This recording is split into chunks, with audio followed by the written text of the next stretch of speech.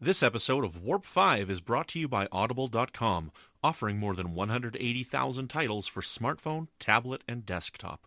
To get a free audiobook of your choice and help Trek FM at the same time, visit audibletrial.com/trekfm. And also by Enterprise in Space, an international program of the non-profit National Space Society. Find out how you can help science and education and become a virtual crew member aboard the NSS Enterprise Orbiter by visiting enterpriseinspace.org. And if you want to join in on the conversation and share your thoughts on this episode or any other, please join the Babel Conference, our listeners group on Facebook. Just type Babel, that's Babel, into the Facebook search field. We look forward to seeing you there. Hi, I'm Anthony Montgomery, Ensign Travis Mayweather on Star Trek Enterprise, and you're listening to Trek FM.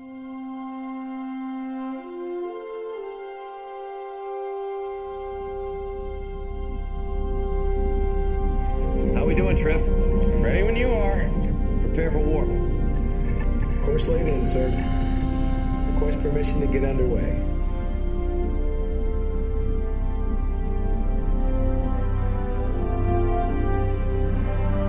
Let's go.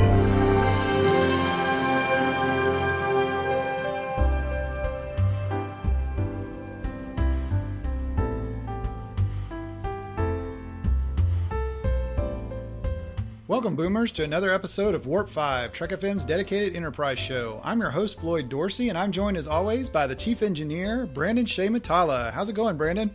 Your inquiry was not recognized. Uh-oh.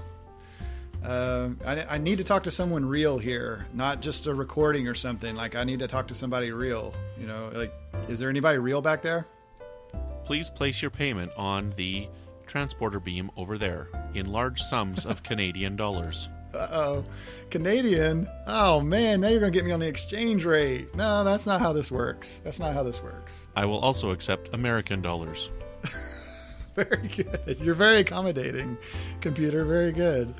Yes. So, yeah, Boomers, given that hint, you should kind of guess that maybe for this episode, we're going to be talking a little Dead Stop. Season 2 Dead Stop. So, Brandon, are you looking forward to Dead Stop here? This is a great episode. I love this episode. Oh yeah, man. I really like it. Brandon actually conducted a poll in the Babel Conference, Trek FM listeners group on Facebook a couple of months ago, and Dead Stop came in second to Carbon Creek. And we did the Carbon Creek, that's commentary on Warp 5 110. So we thought we'd just take the results from that and throw Dead Stop in there. Although Dead Stop was in first place for a while, right, Brandon? Yeah, I think it was. You know, every time you say Carbon Creek, I pause because I'm thinking Broken Bow. I'm like, wait a minute, no, Broken Bow, Carbon Creek, that was the first episode. Wait, no, that's Broken Bow. Oh, never mind. Right. So Dead Stop was actually in first, though, for a little bit on the poll? Yeah, I think it was. Very good. I really like Dead Stop. I liked it right away.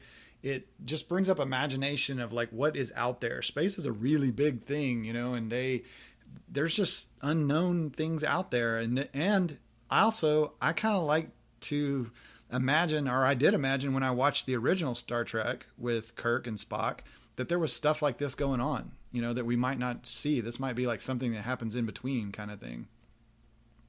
So basically Dead Stop is actually a direct continuation from Minefield, as it's placed 4 days, or it says a little almost 4 days, or a little over 4 days, something like that. And the crews are actually dealing with the aftermath of that incident. So for me, I was going to watch Dead Stop a couple of weeks ago just to kind of refresh myself on this, just to get ready for this episode. But I really couldn't just watch Dead Stop without watching Minefield first. So for me, these two episodes are kind of like a little mini movie. Like I watched them back to back, and they're just a perfect continuation, almost like with a commercial break in between. So what do you think about that, Brandon? I agree. I mean, it definitely is a continuation, but they are very different, different tones and different shows, But, it starts right off, and they're repairing the damage from the Romulan minefield, right? Right. Yeah, and I really like this episode. I like Minefield and Dead Stop together on this. So, as with our other commentaries, Boomers, you can watch along, or you can just listen along in your car, as I do. What I usually do is I see that there's a commentary track in my podcatcher. I'll hold off on listening to the podcast. I'll watch the episode if it's been a while since I've seen it, and then I listen along in the car the next day. So it's kind of I watch it, and then I can actually kind of watch it again in the car, or that's how I feel it is. I get to watch it again in the car as we're talking along. So, Brandon, how do you watch the commentary tracks? I just listen to them at my desk at work myself. Most of the shows on the network do a pretty good job of making it so that you don't really need to be following along live with the show, and that's our intention as well, is to try and have enough discussion for you guys that you don't have to, sit there through long pauses and stuff like that, because it's boring. Very good. Very good. So yes, just as all other commentaries that we've done, we'll do the countdown. We'll do 3, 2, 1, play. And when I say play, that's when everyone clicks play. And that gets everyone on the right track. And I think we're ready to go. What do you think, Brandon? Let's do this. All right. I got a kink in my back that I need this space station to fix. Yeah, very good. Yeah. And a creak in the floor and a hole in your leg, maybe? I don't know. Yeah. It's always tricky when you're starting this, because I'm actually watching this on a Blu-ray, and it's always kind of tricky. Like, how are you watching? You're watching it on your computer, right, Brandon? I am, yeah. So it's kind of tricky. Like, if some people are watching on Netflix or if they're watching on Blu-ray, for when you actually hit play, if it actually starts in sync, it's kind of a tricky little deal. But so I'm always kind of crossing my fingers at this point. All right, folks, let's go ahead and watch Dead Stop and see what happens. All right, so let's do the countdown. 3, 2, 1, play. Captain Starlog. We got a shot of the NX-01. Got the worker bee pulling up alongside. Oof. Bad hole in the... You called it a worker bee. I've never heard that term before. That's what they called it in the motion picture, right? They called it a worker bee. I think so. Somehow I've heard that. It looks like it's the same inspection pod. I guess that's what they called it in Broken Bow. Okay. So this reminds me of Broken Bow also. Yeah. Is worker bee a Star Wars term? Maybe. I don't know. I'm not sure. I don't think I've ever heard it before myself at all. Oh, okay. Maybe I just made it up. Yeah, so I watched this morning. I didn't sleep very well last night, so I watched it like really early. But it looks really good. Like, I have the Blu-ray, and that's how I watched it this morning. But, the image quality on Season 2 is really good, I think. Oh, man, yes. The high def is amazing. So Tripp's talking about, okay, we can barely move, and our phones are dead. And it's going to take 10 years to get to Jupiter Station. You know what's interesting about this is I think that we haven't had many situations where our hero ship has been signaling a distress call. I mean, I'm pretty sure that they signaled a distress call in Disaster in The Next Generation, but honestly, yeah. I couldn't think of another time when the hero ship would have signaled a distress call, because I don't think they did in Deep Space Nine at the start of Season 6 when the Defiant was broken, because they were deep in the Dominion territory. Right, so I don't think they signaled a distress call then. But anyways, I couldn't think of many, if there is many. So listeners, if you can mention in the Babel conference, tell us if you can think of any other episodes where our hero ship may have had to send off a distress call.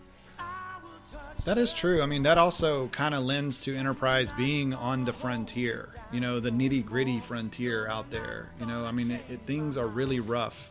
It's like, this is the first time that humans have been out there, and they're going to run into problems, and they have. And when you think about it, Kirk never had this problem, and then later, even then, like, Sisko was always kind of in the neighborhood. I mean, he would get caught in the Gamma Quadrant sometimes, but it was like here they're really out there by themselves. Right. And as far as other humans go. And then Archer right then mentioned to tell Hoshi to set up a distress call, but don't give too many details, as opposed to Season 1, when we would have given them a laundry list of everything that was wrong with the ship in our distress call, right? Yes.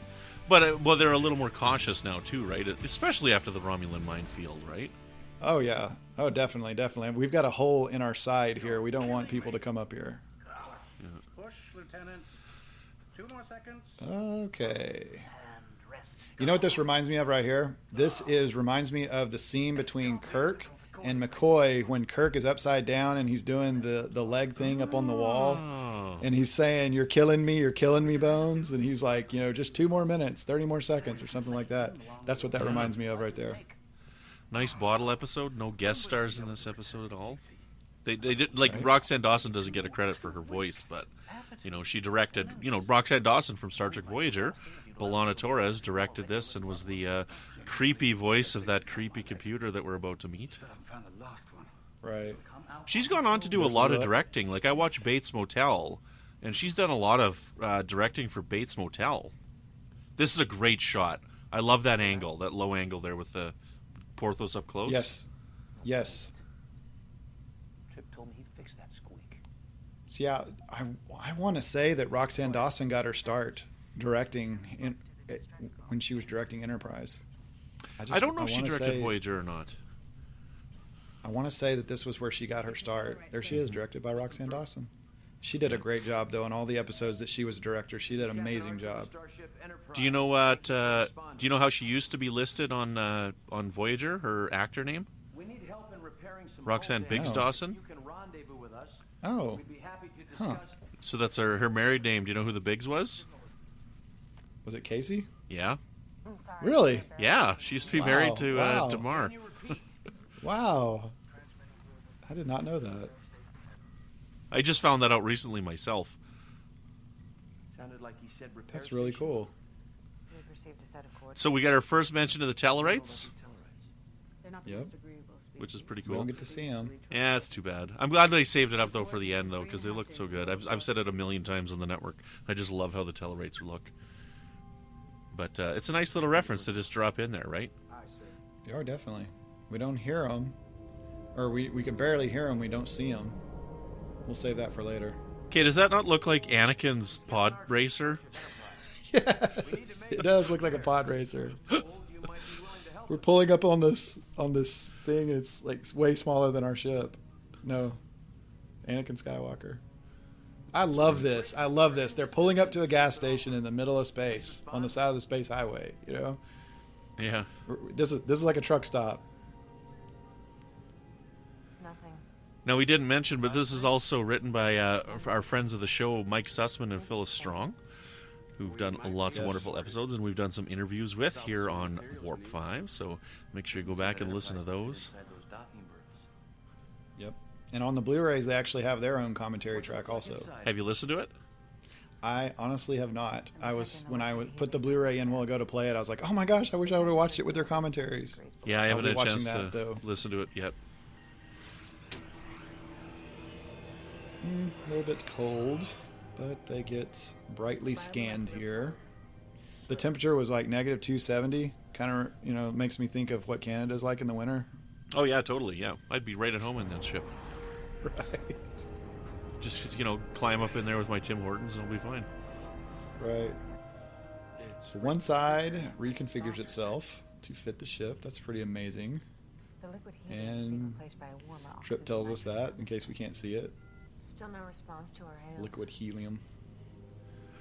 So Christopher L. Bennett picked up this storyline in the post-finale novels, the Rise of the Federation novels. So, if you like this episode, you can check it out and see where it goes if you pick up the books, which are very good. And Christopher L. Bennett is so detailed. Like, that guy can pick up crazy plot threads and, the little names that he'll put into the shows or into the books, like these one-off characters, these little things, like, oh, it's crazy. It's awesome.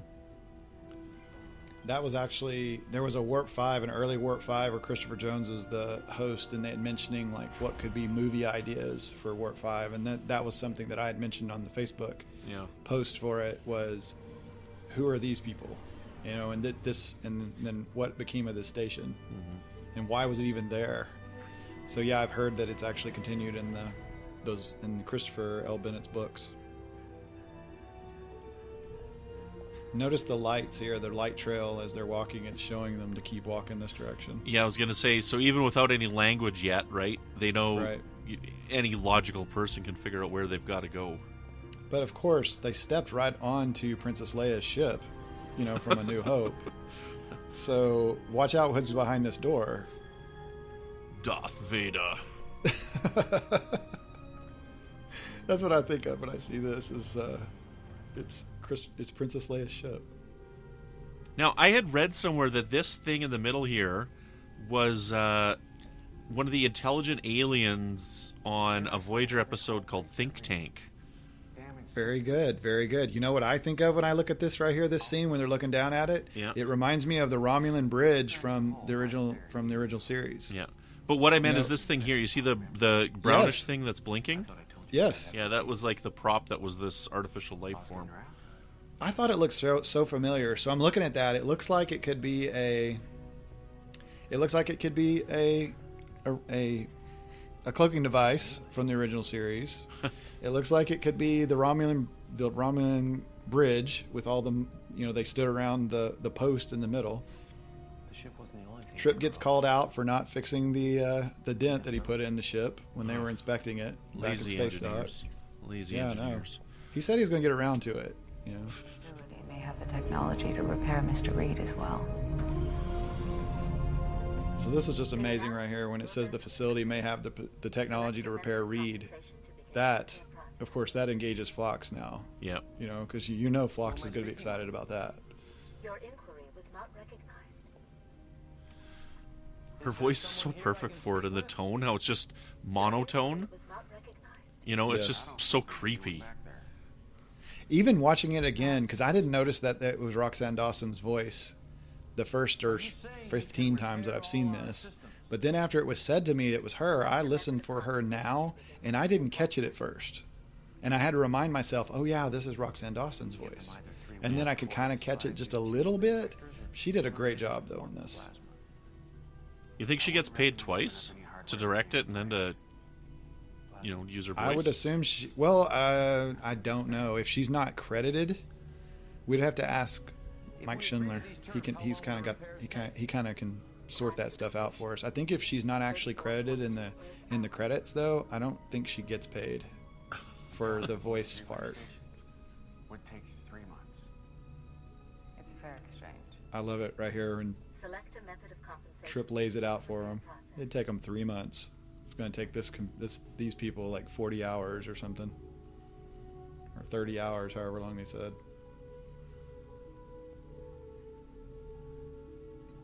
Archer's like, too good to be true kind of a thing.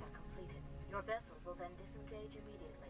All personnel Oh, are man. required to vacate areas that are undergoing reconstruction. That's awesome. Look at this. They give the itinerary for Our schedule. what's actually going to be, Transmit it to Hoshi like, in and what have them order. inform the crew. The repair 34 schedule. That's what I hours, was that's so thinking of. quick. Or whatever it was. I can't hear what the number is right now, but, that's pretty rapid. Like, if they're going to take 3 months and this is just going to take, like, just a little bit of time. And some of the technology is so weird. Like, it's not like a regular replicator. It's all right. Right? I mean, like, that one scene we'll come across, and I'll point it out when we do, but an arm is moving, and as it's moving, it, like, builds a bulkhead, like an internal bulkhead, and it just pushes it into place as it's moving. So it's more than just a regular replicator. Right. Well, I mean, that's also, it's so efficient because, like you said, it's got so many arms, and it's so it's just... That's why it's only going to take that long. If they put 100 arms out there and they're all replicating these things and they're moving that fast, it doesn't have to sleep, so it doesn't constantly. It's just awesome. So and then it we get to see disintegrates the recreation parts that are on the facility here. floor. Facility. You might want to ask for our plasma back. Oh, right. It cleans up after itself. Right. I think Trip was expecting pool tables and pinball machines. Well, even when me. he said recreation area. Yeah, recreation room. I think of what you see in Star Trek: The Motion Picture, right? That big room. Right. This could be fun, though. I could just sit there and play all day, right? With the replicator table. Similar to a protein resequencer, but far more advanced. Is this our first reference to pan-fried catfish? Honestly, I don't know. Probably not. I don't think so. I think that's just a thing that we already know about him. It's a weirdly shaped cup. Yeah. I saw a similar device in a Tarkalian vessel. It was capable Archer of replicating and almost any Tripp's inanimate facial object. expressions here when T'Pol's drinking the water. See, even DePaul there, like the, Mike Sussman and Phil Stronger fans. Like, I saw this on a Tarkalian vessel. Like, we've heard of Tarkalian tea how many times throughout Star Trek, right? Just one of those references. We've never met the Tarkalians. We don't know what they look like, but it just brings it back. Just hearing these one little words, I love his reaction. Pan-fried catfish. He's just his arms, just the way his arms drop. He's just like, whoa. Yep. One pan-fried catfish. And then all the fixins with the fixins, right? It knows what the fixins are. Well, not bad. Archer. Well, Its genome is stored in Enterprise's computer, as is the recipe. Have you ever had catfish? Pan-fried catfish? oh my gosh, yes. I grew up on eating Southern food. I'm from the South, so oh yeah. I caught them and then I would clean them and then we had them, for dinner. It was. Oh yeah. See, we had I don't know what a catfish is, so like every time I hear it, like in northern Saskatchewan, we would eat jackfish, also known as pike, northern pike. Pike. And we would pike, eat right. pickerel, which are also known as walleye, right? Right, Those are right. basically the fish that we would catch up there. But we also had these, see there it is, it's vacuuming up the stuff and then just immediately. Yes. But we also then had this fish that was a sucker fish. And it sucks stuff off the bottom, and so for some reason, whenever I hear catfish, I always think of this sucker fish. And people would always say you don't want to eat sucker fish because it's a bottom feeder, and it's eating all the garbage, so it doesn't taste very good. So that's just what I assume a catfish is. But so catfish tastes good? Yeah. I guess. Yeah, they taste good. Yeah. Yeah. I mean, I just had catfish this weekend. Did you? Catfish and shrimp. Yeah, fried catfish and shrimp this weekend. So basically, the catfish does hang around on the bottom, but it is a predator. Okay. It takes its time and it attacks. Another fish that we eat here in the South is bass. So you can catch catfish all day and then catch bass all day and catfish all night. Yeah. That's how people do it here. I like bass in my car. I turn up the volume really loud, and then my subwoofers go. Right. So this is just amazing when it shows it heals. It heals. Almost said Dominic. It heals Reed, and then it just disappears. When it's done, it just disappears. Okay, well, stand up. He stands up. He's perfect. Starting to wonder if we had a Yep. Phlox is going to want to trade an animal for that machine. He likes his animals, but he'll trade one for that machine, I bet. Pilots used to blame them for problems they couldn't explain. We haven't heard about this squeak in the floor before. This is the first time we've heard of the squeak, right? This I episode? believe so. I believe so. How the repairs are going? He says they're exceeding Starfleet specifications. It's good to hear. Listeners, let us know if you have, If I may make an observation. if you've heard him talk about the squeak in the floor before.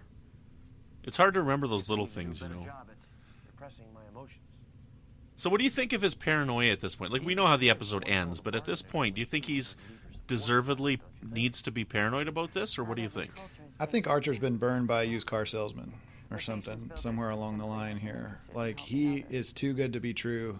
For some reason, in his psyche, I could have at least left a nothing. There is no free lunch. Perhaps. It can never be this good and this cheap. There's got to be something behind it. So he's been burned. That's why I play it in my head canon. I've learned to trust mine. Quite possible. Something doesn't smell right.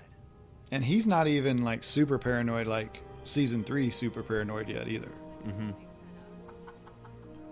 Yeah, like season 4, he's really not gonna like it. Somebody else is having fish.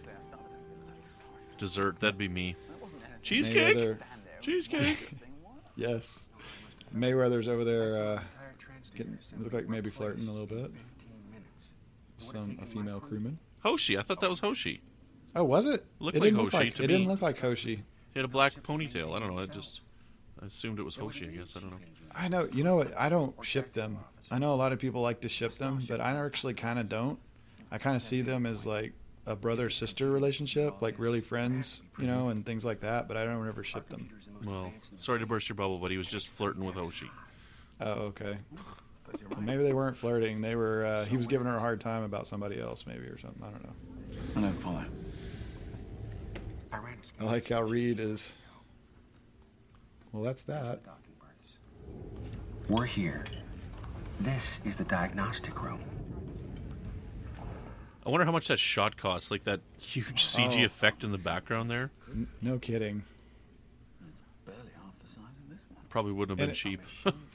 And it doesn't actually have to be there. If we just had a wall, it would have been the same. Right. But that is a huge shot. It's practically the whole background. Which, I mean, I love it for that. But they could have had like portholes, you know, like where it's a little bitty tiny hole or a little tiny window. Well, I guess that's that. Not necessarily. Well, I guess that's that. That's how Reed is, right? All the way to the center of the station. I saw an access port in one of the corridors. He's kind of a rule by the rules kind of guy, so it makes sense that he wouldn't really think out that way to, well, I wonder if we can circumnavigate these security systems somehow. You know, he's a by the book kind of guy. I would expect Reed to be exactly like that. Yeah. Well, that's it. That's that. We're not going to do it. You can't see it. And because he's security as well, he wouldn't want to be violating the security of another place, right? Yep.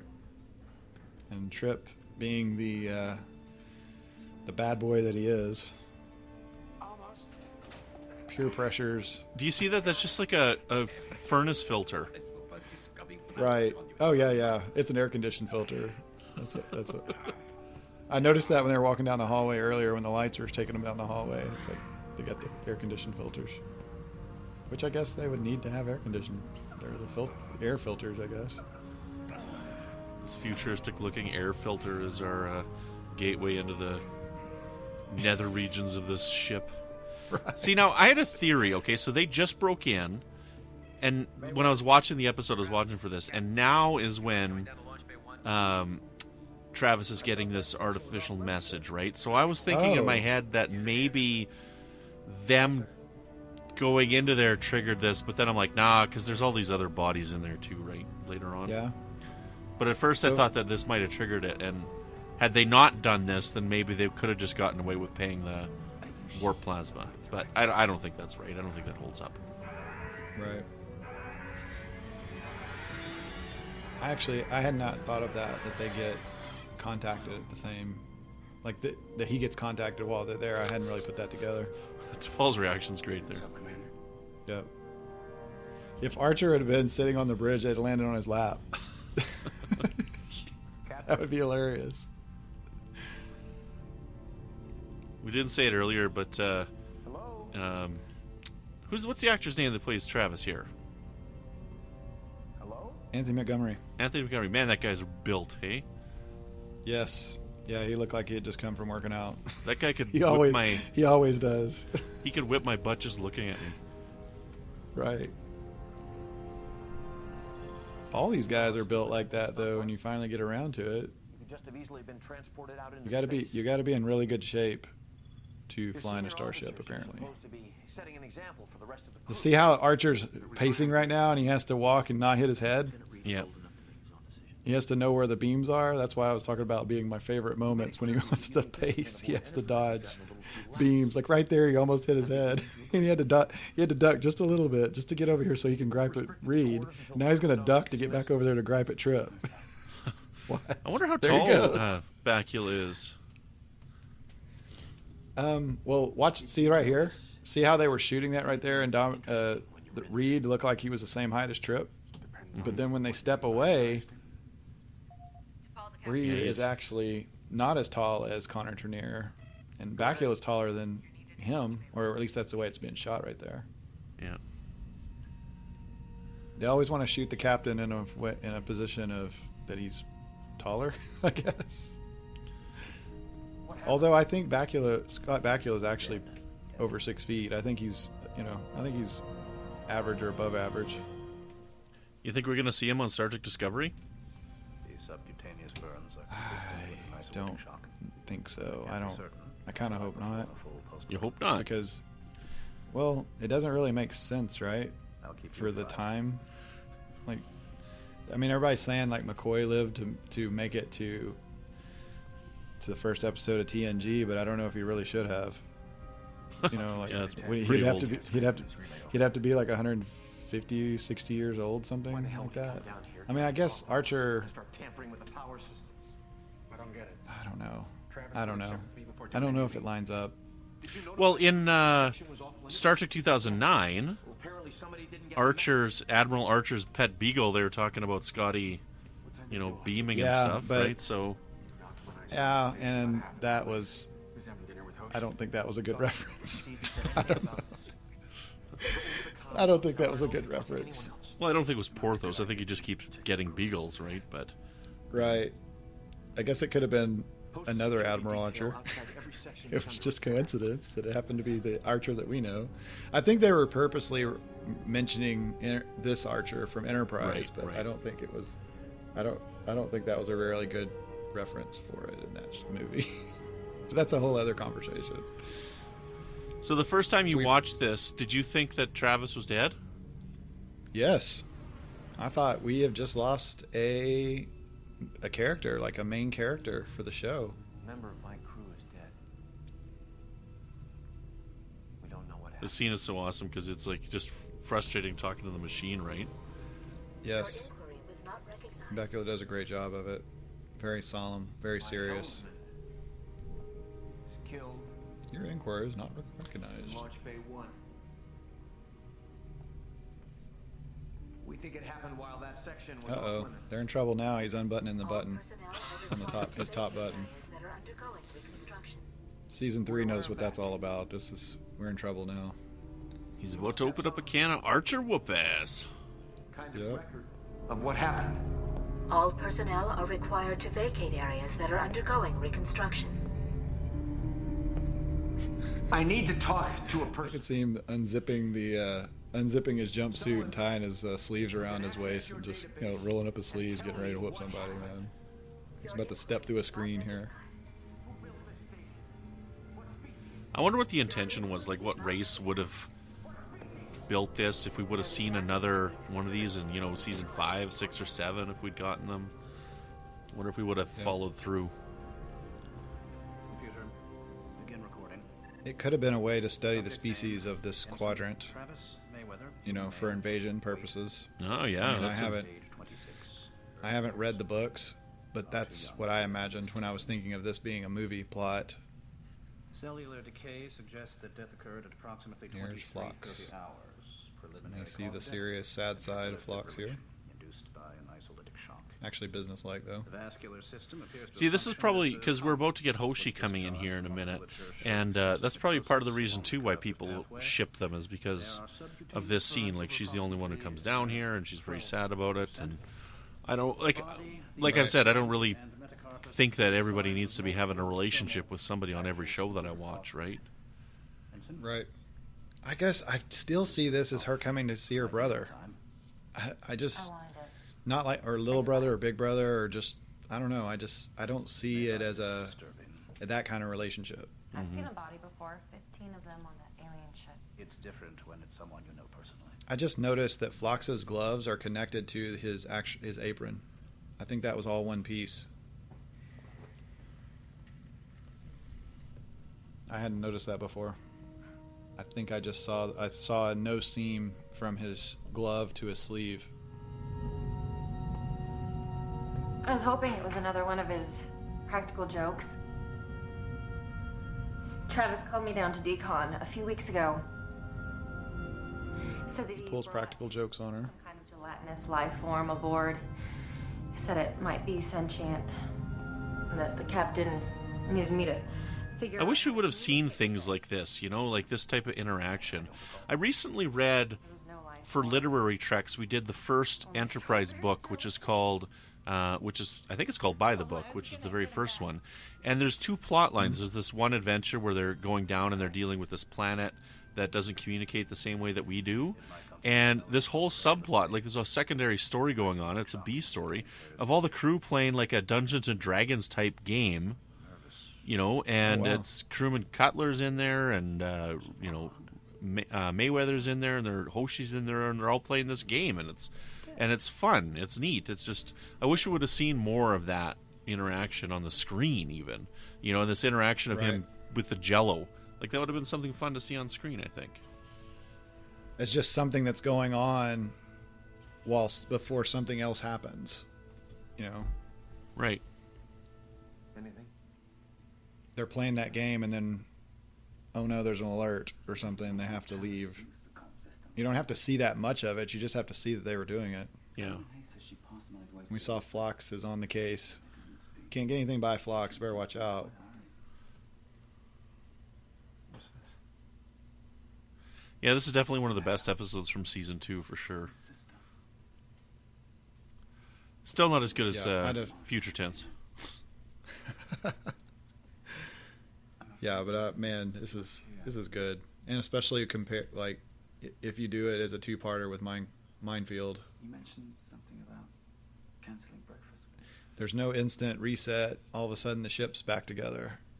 Yeah, they did that in season 1 as well with that whole Ryza thing where they were trying to get to Ryza at the end, and they kept mentioning it was like 15 episodes. They're like, we got delayed from Ryza again. You know, it wasn't quite that much. Finally made it. Finally made it to Ryza. And it wasn't that awesome. Well, Hoshi thought it was awesome. Everybody else didn't think it was so awesome. Cargo ships aren't always easy to track down. So how do you buy the friendship between Trip and Reed? Because I think what they were trying to do, like in Shuttlepod 1, they were trying to set that relationship up like I think like we had with Miles and Julian on DS9, right? And now that you think about it, they got this, they've got 2 Days and 2 Nights, like where they are trying to play up this friendship a bit. What do you think? Do you think that they're buddies? Like, no, I don't know. Not really. I really don't. I kind of see it as like a friend of convenience kind of a thing. I mean, there's not that many people on board. They're senior officers, and they're similar ages.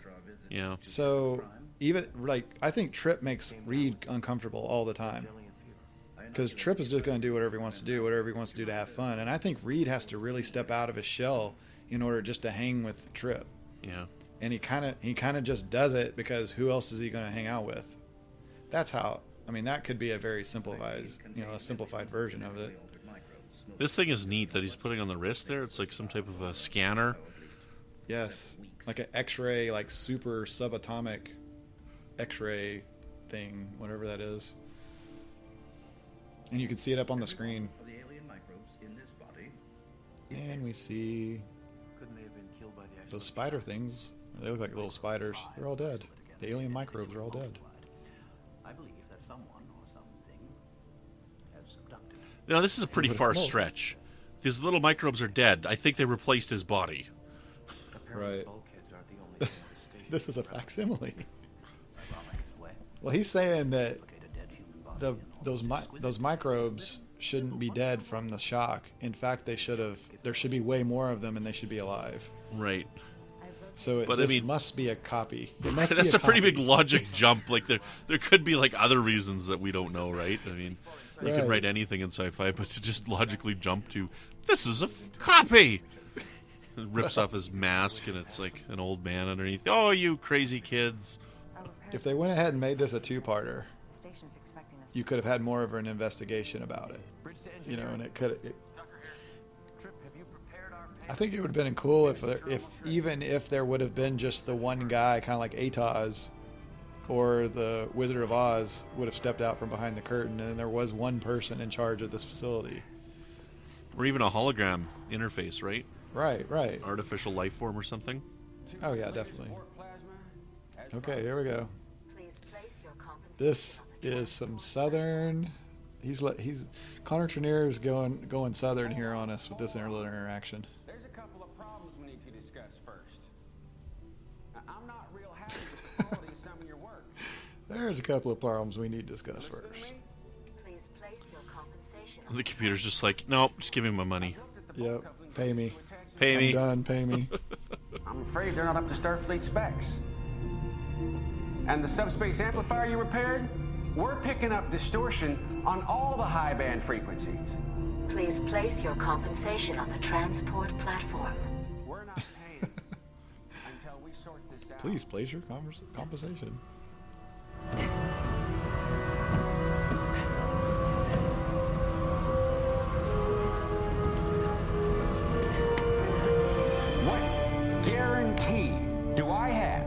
that these duranium pins won't fly out the instant we jump to warp. You know what's funny is I think earlier of when Trip climbs up into the duct, so he had to step up on Reed. So they should have shown that shot from the hallway where he's stepping on his back. You know, like Kirk had to step on Spock's back when they were stuck in the jail cell. Yeah. And then it showed, but then I thought, for some reason when I watched this, I thought of Trip having to put his hand down in the hole and then pick Reed up. That would be tough. Like just from a dead pull from that position. You know, a adult male the same size as you and pulling them up into that hole, that would be tough. Yeah. And they just did that. They just had to do it again. You know, like Archer would have had to have done it for Reed again right there. Right. And it's not like you could just pull them up. You got to pull them through that little tiny hole. Uh-oh, here we go, Reed. Guinea pig. Go for it. Now, what if they knew it was him again, and they'd be like, okay, this is your first warning. Now this is your second warning. And they like amp it up with an electric charge or something. We told you not to come back. Yeah. Or like Paul said, you're lucky they didn't beam you into space.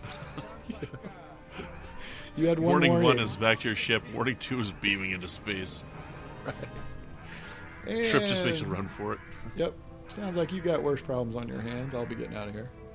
See, now this makes me think of Alien, because this is like, they had these things in Alien where they close like this iris. Yes. I love this. To Paul's non-logical solution. Just shoot it. Or kick it. Or hit it with a wrench. You know, that's like the new Scotty.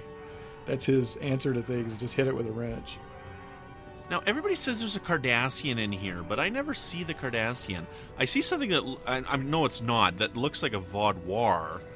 Right. But that might be it. It's so dirty in here compared to everything else. Yeah. It's like, really? Everything else is so clean. You can't get your cleaning lady to come in here, too? Come on. Or cleaning man. Cleaning alien. Yeah, they're all like dusty or whatever. I don't see a Cardassian. I've tried to see one, and I've paused it, and I've looked, and I don't really see one.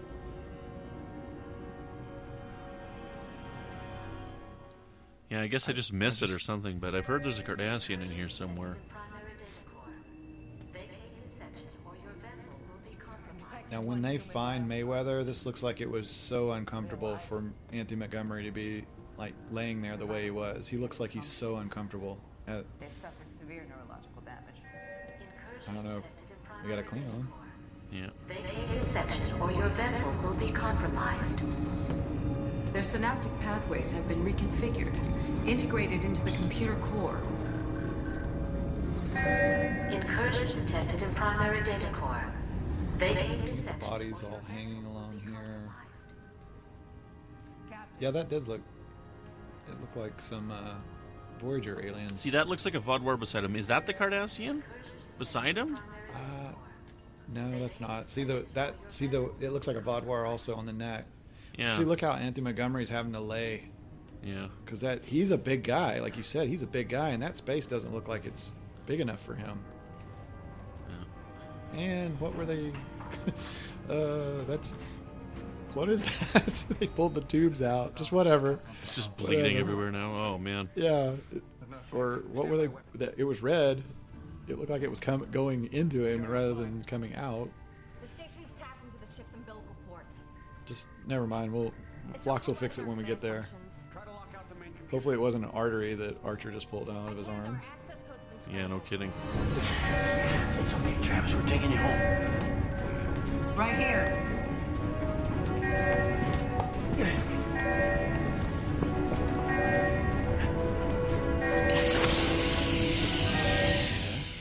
Shoot a hole in the wall. Taste of Armageddon from the original series. That's what it looked like. Okay. When Spock said it's right here behind this wall. I think it was Taste of Armageddon. That's where the computer, or maybe it wasn't. Maybe I'm thinking of the. Yeah, no, I know what you're talking about. Yep.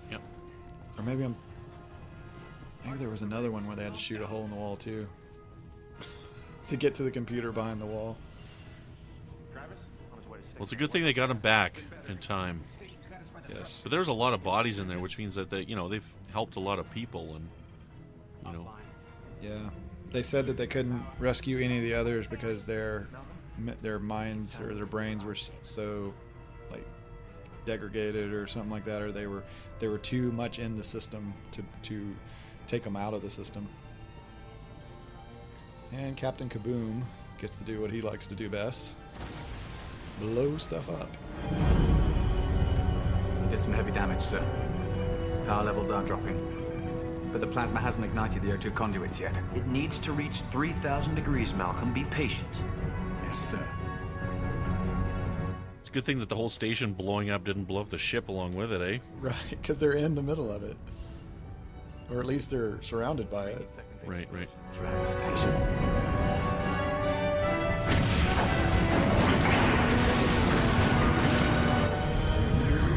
Command functions are coming back online. Engines?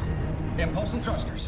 One of those arms is still locked onto the hull. These humans, I tell you what, they fix their ship for a few liters of plasma and then they go and blow the place up. I mean, of Buyer course they did. beware. Yeah, of course they did try to kidnap one of the crew, but still, my goodness, this is so, oh man, unthankful.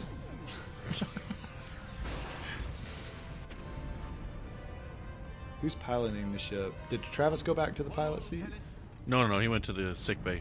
Okay, because I was about to say, if he does, I mean, we already think Travis is tough, but that would be really tough. That's okay, Captain. I can go fly the ship still, too. It's so funny. It bothers me a little bit that they're actually damaging the ship. Since it was so perfectly repaired, it kind of bothers me that it's being damaged again a little bit. Like there's still a claw holding on to the front of the ship. Oh, it just fell off. Oh, there it goes. And they blew up the truck stop. You look pretty good for a dead guy. For now. Dun, dun, dun. Yes. Much better, sir. You think you can buy those blue undershirts and blue underwear? The doctor told me what happened. Sure. I'm not sure I understand. It's probably Hanes. I don't know why. I'm thinking Hanes. Maybe it will shed some light on the subject. Sponsored by Hanes. Yeah, I was about to say that's the commercial. After the commercial break, every time they're seeing their underwear. You have to be watching. That's what this section of Enterprise is sponsored by Hanes Underwear. Why would it do that? The cerebral cortex is the most sophisticated computer known to exist. What about all those other people? According to Paul. And they were using brains for computer power. I guess I just don't understand the motivation of the thing at the end. So they're fixing these ships just to steal a person, to just run the ship, to just make more repairs for other ships that come by, to just steal more people. Like, it's just this cycle. So there's got to be some other kind of motivation for it. It's almost Borgish, if you think about it. Like they're adding them to the collective kind of a thing. They're adding them to the processing to make their processing power more powerful. But they also probably have to replace, some of the aliens that may die after just being there. They have to replace them. But what I'm thinking is this is a prelude to invasion. That's like this Twilight Zone ending? Yes. Spooky ending. They're gonna be back, but we don't see them again, unfortunately. Oh well. Yep. And the credits roll. Very good. Yep. Oh man, I love Dead Stop. This is a great episode. Yeah, me too. I like it a lot. Yep. In my headcanon, it's a prelude to invasion. That's what I'm thinking. That's what I'm going with. That works for me. I think I can dig with that. I can work with that. Because they're able to get all the scans that they want to from the different types of species. They probably, in my mind, they're not taking any of the same species. They always get a different species. But I guess they have to take whatever they can get, maybe. Right. But yeah, it would help them to determine what type of people are in this area, right? So right. And then along the way, they can also help us with our computing power. Excellent. Very good, very good. So Dead Stop is not the only thing we've been talking about on Trek FM this week. So here's what you may have missed elsewhere on the network. Previously on Trek.fm, Standard Orbit. And he was supposed to be a teenager, right? He was. Because he looked like all teenagers do on television, about 30 years old, but... Really? You didn't think he looked younger than that? I mean, I'm 30 now, and I still don't look that old, so... But maybe that's just me. It's all in the genes. Man, you can't help it, right?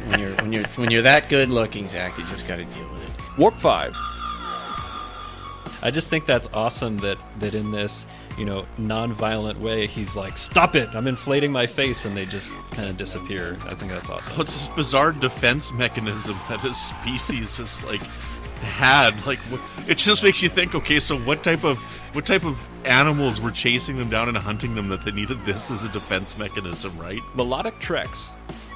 And really, the only way I could find out where the next, who was scoring the next movie was looking in the weekend newspaper ads, each weekend for when a new film was coming out, and just looking down the line and saying, oh, they're doing that film, they're doing that film, they're doing that film, and it got to a point over the years I just started buying the scores before even seeing the film, because I started realizing it was the music that I loved more than the actual film. And that's what else is happening on Trek.fm. Check out these shows and find out what we're talking about in your favorite corner of the Star Trek universe. If you're an Apple user, be sure to hit the subscribe button in Apple Podcasts on iPhone, iPad, Apple TV, or the desktop iTunes app to get the latest episodes as soon as they're published. And while you're there, please leave us a star rating and written review.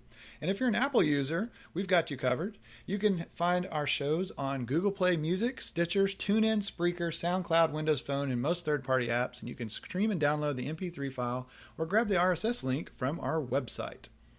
We'd love to hear your thoughts on today's show, and there are many ways for you to do that. So let us know what you think about Dead Stop. What is your thoughts? Why do you think those aliens are actually... I assume they're aliens. Why have they set up this truck stop in space to steal people? What do you think it is? If you want to talk to us, you can find us in the Babel Conference, our listeners group on Facebook. Just type Babel, B-A-B-E-L, into the search field on Facebook and join in all the fun. You can also find the network on Twitter at Trek FM and on Facebook at facebook.com/TrekFM. And if you'd like to send us a voice transmission, you can go to speakpipe.com/TrekFM and record your message, and Brandon Shea will add it to a future episode. If you'd like to send us an email, you can use the form on our website at trek.fm/contact. Choose to send a show and select Warp 5, and that comes right to us. If you'd like to help us keep all our shows coming to you each week, you can become a patron of the network on Patreon. Visit patreon.com/TrekFM, that's patreon.com/TrekFM, to get all the details. Perks include early access to episodes, exclusive content, producer credits, and more. So for just as little as $1 a month, you can help us out a lot. But if you're looking at $5 a month subscription, you can get access to the Patron Zone. And Brandon is the manager of the Patron Zone, and he's getting a lot of early access content given to him to be uploaded. Isn't that right, Brandon? Yeah, you bet. So there's quite a few shows on the network that are able to get their episodes out a little bit early. And, because we do the every other week thing here with Warp 5, there's times when I've had a Warp 5 episode up there 10 days early or whatever, because we only release every other Friday, but we record both of them in one night. So if it's a quick and easy edit, sometimes I just get it up on Patreon Zone 10 days early for you if I can. Very good. Yes, and you can visit the website, patreon.com/TrekFM, to get all the details. You can find out what level of contribution you feel comfortable with to help us keep bringing this great Trek content coming to you. At this time, I always like to thank our co-associate producers, Mike Morrison, Tim Cooper, Justin Oser, and Mark Flessa. He is actually a new associate producer. So thank you so much, all of you, for supporting Warp 5 and the network through patreon.com. Thank you. Yes. Thank you, Tony Robinson, for creating our very cool show art, and Brandon Shea, thank you so much for editing and publishing Warp 5. You're welcome. So, Brandon, if our listeners would like to send you a contact or something about maybe an idea for a future show of Warp 5, or just talk about maybe Dead Stop here, how could they contact you? You can find me on Twitter at Brandon Matella, and every once in a while I poke my head up in the Babel Conference. You can find me elsewhere on the network. I should have because again we're recording this so early, I think I have one more episode of Melodic Treks coming out, and then that'll be all done. And then you can also find me over on the Fandom Podcast Network with a show called Good Evening, an Alfred Hitchcock podcast, which is all about Alfred Hitchcock, and I do that with my friends Chris and Tom. And based on when this is dropping, I guess I can say this as well. I'm also the host of our brand new Star Trek Discovery podcast called The Edge. And that's our discussion. And I know we don't have any episodes to watch yet, but they'll be out soon. And we're having a lot of fun over there with that podcast. So take a listen to that podcast as well, because it's fun. We like it. It's great. Very good, very good. If you'd like to get in touch with me, you can find me on the Babel Conference, the Trek FM listeners page on Facebook. So, Boomers, thank you so much for listening, and join us again for next time. Sorry about that. And Boomers, thank you so much for listening, and join us again next time for another episode of Warp 5.